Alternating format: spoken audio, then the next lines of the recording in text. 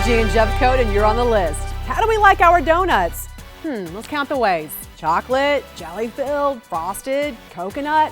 Well, tomorrow is National Donut Day, and Jake Peterson shows us where to score some sweet deals around town. Donuts. We just can't get enough. Donuts.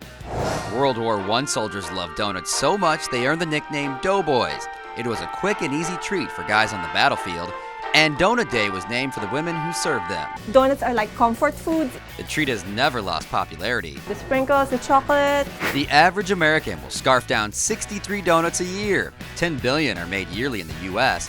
The largest donut ever weighed 1.7 tons and measured 16 feet across. It reminds you of home and memories of growing up.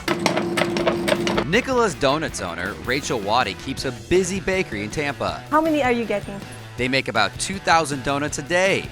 Glazed is the top seller, but she tries to mix it up. So this one has the Greek yogurt, the granola, of course, and it's on vanilla icing. And this one is the Fruity Pebbles. Then there's one that tastes like a Snickers bar and the cranberry granola donut. Those sound good, but I'm picky. I'll create my own donut.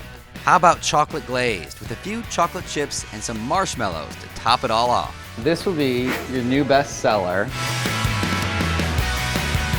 Bestseller. Since tomorrow is Donut Day, you have a perfect excuse to pick out your favorite and indulge. Of course, it wouldn't be Donut Day without free donuts. Buy a dozen, get one free at Nicola's. Dunkin' Donuts is giving away a free donut if you buy a drink. So is Frida's in Largo.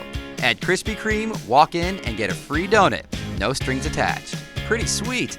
For the list, I'm Jake Peterson.